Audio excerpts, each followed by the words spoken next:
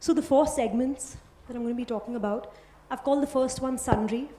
I'm just going to run you through a couple of images of our work, not to really make any point, but just to kind of get you acquainted what is our presentation or form of design. The second point I'm going to talk to you about is, I think to understand design, we need to understand deep Vedic philosophy. The third I'm going to talk to you about is the 4 pillars of design that we at Dr. Art and Design have chosen. And lastly, I'm going to talk to you about design as a historic phenomenon. So, Dr. Art and Design, we're an aesthetic design management studio in Mumbai. We work on interiors, concept art, installations. It's magical. Corporate offices, hotels, restaurants, hospitality. We have a 5,000 square feet cave in Mumbai where we plot all our designs. And what we try to do is like take art, which is aesthetically appealing, and design, which is more communication oriented, and blend it together. So just a few images of our work. This is an installation we created for Alexion, which is a pharma company. This is an installation for Alexion based on water. This is a geometric-based installation, another geometric-based installation. This is an installation we had created for the Tata Group, one of the options, another option for the Tata Group. This is an installation we created for the Trump based on the wind, another option based on the wind, again another option based on the wind. This is based on the fish because it's got movement. This is an installation we created for a global competition for ITC. It was for Michael Graves, which is one of the top 10 architects in the world. Yoga Sutras and design. So 2,500 years ago, there was a very wise man called Patanjali, and he collected a lot of yogic philosophy data and combined it into 195 Yoga Sutras. One of the most interesting aspects of the Yoga Sutras is the kleshas. There are 5 kleshas. I'm going to touch upon 2, Raga and Dvesha. What the kleshas do is they create ripples in a human being's cerebrospinal fluid, and that causes emotions in a human being. Ragas and Dvesha, likes and dislike. Raga is attraction. Dvesha is aversion. And what we're trying to do is basically in the world of design is attract a customer. We're trying to create that aha moment. We're trying to create ripples in his conscious. So that's a raga, which therefore is a klesha. So what we're actually trying to do is create ripples and distractions and disturbances in a customer's equanimity of his mind. So if we are going to take distractions and disturbances in our minds of our consumers, I think let's do it nicely. So the subconscious mind has about 30,000, is 30,000 times more powerful than the conscious mind. The 4 pillars of design that we've taken, the first is the art of storytelling. We've all grown up with the whole concept of once upon a time. There is no one who's not opened a book and felt like I love this book. So basically when you talk about storytelling, it actually gives emotions of love. I'm going to talk to you about how we've used storytelling in some of our projects. Even if you go into the palaces of Rajasthan, they'll talk to you about the Maharajas, the fathers of the Maharajas and the grandfathers, and that's what makes the palace really, really interesting. So in this hotel, what we've done, it's not just a hotel, it's not about room size, it's not about linen, it's not about lighting. We've talked about stories. We've taken the gunas. So the first floor is the Tamasic Guna, the second floor is the Rajasic Guna, and the third floor is Sattvic Guna. The Tamas floor is dark, the Rajas floor has a lot of gold, and the Sattvic floor is extremely celestial. We've taken stories of different attributes of Tamasic, Rajasic, Sattvic. So in the gambling room, we've taken the knights. We've spoken about the story of the snake and ladder chair. We've spoken about different gamblings for painting. In this, the nature room, we've taken the story of the leaves outside and we've put it in the room. We've taken an installation where a tree is meditating. We've taken the story of Buddha and how, how Siddhartha became Buddha in this painting. We've taken storytelling in furniture. The first Sanchi Stupa, has been turned into a chair. We've taken the story of Kathak and how we've taken different elements of Kathak. We've taken the musical instruments of Kathak, made it into a piece of furniture. We've taken different hand movements and the story of Kathak with the instruments used, the ghungroos. We've taken the musical instruments and made it sculpture. We've spoken about Ravan, and we've taken the story of Ravan, of how Ravan lost his deity 10,000 years ago, and we found it and we've placed it here. So the headboard is a story of Ravan, his strategies towards killing Ram and abducting Sita, and it's on a headboard. Usually Ravan is depicted as a 10-headed demon. Here we've made an installation of 20 eyes. The basin has a whole story of, Lanka. So there's a story. The chair has the whole story of Ravan being a demon, his weapon. If you see the painting, again, it's talking about the whole history of Ravan. He was dancing on Mount Kailash. He was a master of the Veena, and he had control of the 9 planets, which you see around. So makes a guest experience extremely interesting. When you come in and you're not talking about, how big is my room size or what is my view, but you're talking about the story and you're talking about centuries, years of old mythology and history. And what's interesting is that the guests, the hotel general manager offers every guest a different room every night, if he has rooms available. So it's like maybe 100 rupees of linen cost, like washing the linen, but he gets international marketing for, 100 rupees of, washing linen. This is storytelling in the lamps.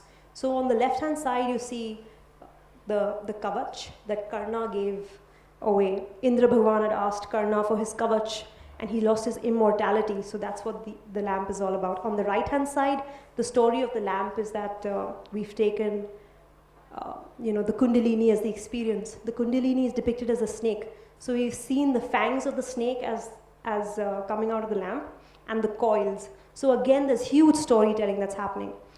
This is a piece of furniture in the Shuddhi room. It's a damru, and the damru makes like the purest sound, and that's why it's used in the Shuddhi room. That's the mascot for the hotel. The reason why we've used a yogi is because it's a yogi and it's a Yoga Sutra hotel. And the reason why he's looking up is because in spirituality the branches are on the bottom and the roots are on top. Even the facade of the hotel has an entire story. Tamas, Rajas, Sattva. We've used it in the logo, which has 3 petals, and we've used gold, copper, silver. Sutra means thread that binds things together, and that's why we have a rope. Indian Art Cafe. So here's the mascot for the restaurant. We've made an exciting little coffee bean who's wearing a South Indian outfit. It's a South Indian restaurant. And what's exciting about this coffee bean, Mr. Bean Garu means sir in Hyderabad, is that he has an illegitimate girlfriend.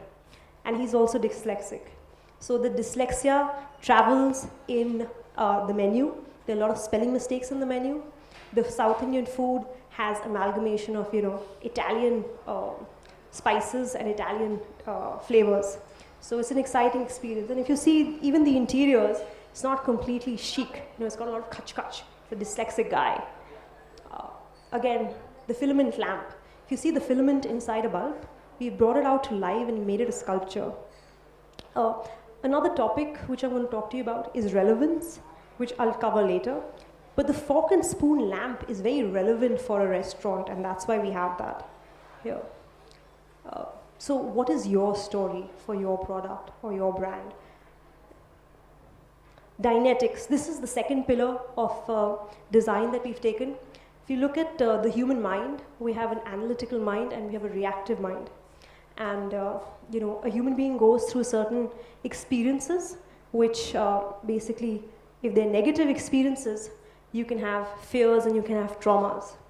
And when a human being goes through similar experiences, you have, they prop up. So we said, why don't we kind of convert it into positivity, Why don't we create positive touch points in a human mind? So this is what this restaurant is based on, positive Dynetics. We've, the whole, the concept is based on something is always happening. We have a little stage in the restaurant where there are a lot of events and a lot of theater. We have a little art corner where there's a lot of art happening. We have a little space designed for foot massages. So when the restaurant has spas, we have free foot massages. It's not very chic. It's not very contemporary. It's not very chic. It's not very rustic. We wanted it to be, in the middle. So customers are very comfortable. They feel at home when they come here. We've used a lot of fun art. There's a lot of umbrellas. There's no rain. We've used parrots for foliage and a lot of hats for lights. Relevance. The other pillar is relevance. You either have it or you don't. Are you a square peg in a round hole? What do you want to say and what are they interested in? So this project, I'm going to cover relevance. This is, it's a township coming up. It's in Ahmedabad, and it's called Godrej Garden City. Because it's a garden, we took deers.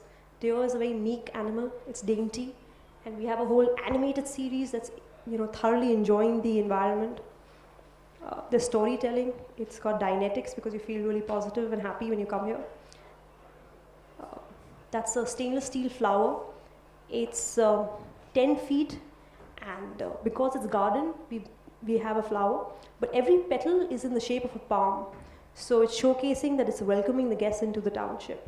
So it's relevant, it's got storytelling, and it's making you feel happy when you come there. We've made swings, which is geometric shapes, and it's very relevant for a children's play park because children would love to go and play. And believe you not, even the managers wanted to play. This is an ACC Cement. We did a installation for their headquarters in Mumbai. The relevance over here is that we've used ACC Cement to make it. It talks about, interestingly, the four, their corporate philosophy, which is strength, performance, and passion. Their corporate building in Mumbai is a green building, and therefore we have a green creeper running around. This installation was on the cover of their annual report and also went out on the cover of their greeting cards. And they love taking pictures with it and putting it up on social media. Mind space. This is another very important point. What is the mind space of your consumers that you're trying to, take up? So I'll give you the example of Le Sutra again, where we've taken, the gunas as mind space. So we're looking at attracting the customer, appealing to their body, appealing to the five senses, the mind, but we're also hitting upon the intellect, which is different touch points onto a customer. So, making him kind of appeal on a different level. So sattvic, tamasic, rajasic, tamas, rajas, sattva. This is a Persian client. We use Persian calligraphy in his house to touch upon his mind space. I'm going to talk to you about how we can use all the four pillars together. This is an art bank that we did for ING Vaishya. We met one of the executives at an event, and he said we're coming up with a very special branch at Cuff Parade. And our competitors are all the branches. Every branch is there. How can we be unique? So he said, can you do something unique? And I said, yes, and I always do, and I don't know how I'm going to do it. But I said, let me take a month to figure out how. So I sat for a month with the team, and we brainstormed on how we could create an art bank. It can't be just a bank where you have art. It had to be the art of banking, which was depicted in an art form. So the logo is a lion, and we said, let's have two huge lions at the entrance, which is very relevant, and it has a story because the lions are guarding the rupee, and it's a new rupee symbol, so it's extremely relevant to banking. Also the mind space. The customer feels, yes, my money is safe with ING. Here again, storytelling. We've used the entire coinage, the history of coinage, what it was money earlier and what it is today. So again, relevant, mind space, storytelling. We've created a lamp which is taking the new rupee symbol. I think you're falling asleep at the back. Okay, I'm joking. So taking the new rupee symbol, and the interiors are monochromatic, and so the art could really come up. And we've created an entire wall, which is the art corner. We've created a bench, which is one of the most uncomfortable benches ever, but it's really arty. That's what the bank looks like from the outside. Storytelling. We brought in storytelling. We've weaved in the whole story of barter, of how barter actually started off with salt, with spices, with metals, and we've tied it into the brand, which is what is the latest form of barter, ING phone banking. Now I'm going to talk to you about so what I've covered till now is the 4 pillars, which is relevance, storytelling, Dianetics, and mind space. How much time is that? 10 minutes? 5 minutes, okay. So design is a historical phenomena. Ladies and gentlemen, unfortunately, everything that we do today is old wine in new bottle. I'd like to think I'm original, but design is as old as you and I are. So the hypnosis of design, unlike what most designers would like to portray, is not a wave of the 21st century. Design has existed since the earliest civilizations. Look at Egypt, and look at the time and the money that the pharaohs must have spent to make these design monuments. Look at the Taj Mahal. It was a semi-life project for an emperor of an entire country. And it's all about design. It's all about art, installation, inlays. And yet, it was more than contemporary at its time. The same if you go into the Chinese civilizations or the Mesopotamian civilizations or the Indus civilizations. So the ancient man spent most of his time painting in caves, making sculptures that were thousands of years old. And if design worked miraculously then, and if design was hypnotic 5,000 years ago, why won't it be hypnotic today? The pudding of the pie, the kind of people who've approached design, for marketing people, the kind of press, that these projects have gotten. So the companies are really, really happy with this kind of press. ING Vaishya, the bank branch, I don't think any bank branch of ING has got as much press as the art branch. Le Sutra, which is a 16-room hotel, must have got about more PR than any hotel of its size. ACC Cement awards, the hotel won an award. Yeah, thank you. Any questions?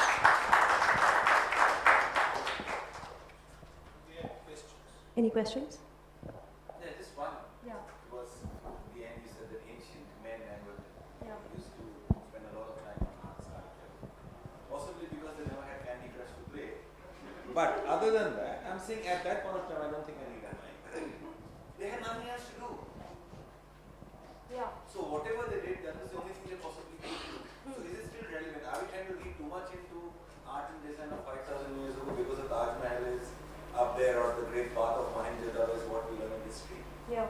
Or is it because today, if we try and write about what everybody does, because everybody is unique when they start thinking, Yeah. there would be not enough media coverage to satisfy that kind of intellectual abilities that we have. But then that's all they could do. They had clay, they had stones, and that's all they could do. So are we placing too much of relevance on what happened 5,000 years ago? Well, we're still, like I said, we're doing what we did then, we're old wine in new bottles. We're trying to project that design is the wave of the 21st century. We're creating architectural monuments all around. We have, if you look at India, for example, you have the world's top designers entering the country. We're doing exactly what ancient civilization was doing. We're just doing it for our current mindset. Actually, I have a slightly different question.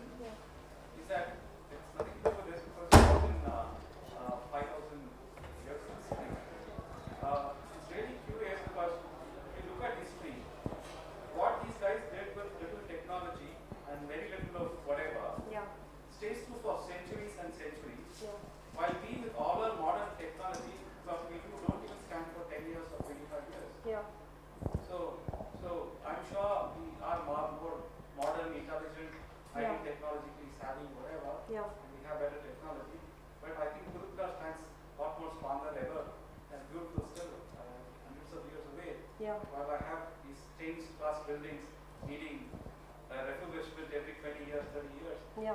So what changed? The mindset. How? How did the mindset change? Well, Take it offline and explain after. yeah. But I mean, if you look at the olden, this is completely off topic. This is more philosophical, more than design oriented. But I was chatting with some people, and they said like. We call it the philosophy of design. So if you were chatting with I was just chatting with some learned men, and they were saying like people from around the globe would come to India to study Nalanda University. And in fact, I was just having lunch with another very intelligent man. He was saying that Nalanda was burnt, and it took, I think, 6 months to entirely burn down the entire library, because they wanted to get rid of all the knowledge that our Indian culture and heritage had. Also, in the olden ways of learning, you had the gurukuls. The gurus would be teaching us. Right now, when you look at education, it's been, it was hampered by the British, and the entire education. We can take this offline, but it had changed, and I think that's what the mindset is changing. Why we're going to this whole digital age, where the olden form of studying was the Upanishads, the Vedas, and that's what my personal take is, how the mindset has changed. I have a question. I think probably just to answer partially what you said. You look at the Taj, you look at the the pyramids, etc. There's certain perennial quality of that. It's your age, it's your state of mind, whatever be your age of whether you're a child or. So there's a certain way in which it communicates. Yes. Would you say that modern design fails to do that? In other words, I need a designer to explain to me what the concept is. The abstract probably is not felt by the masses. Am I right in saying that? I mean, if we are to draw a parallel. I have this conversation multiple times with my clients, and I think it's, when you look at abstract, we look at an audience that has been well traveled, or it has evolved, a mindset which is a little more evolved. We look at art which is a little more realistic, so that someone who hasn't been exposed to art and forms of art, they would understand very easily. So realistic is something that everyone would understand, but I think abstract is something that you need a little more evolved taste. So that's what we take into consideration, the TG, when we look at these two approaches. We'll have to stop because I have no chance. Thank you.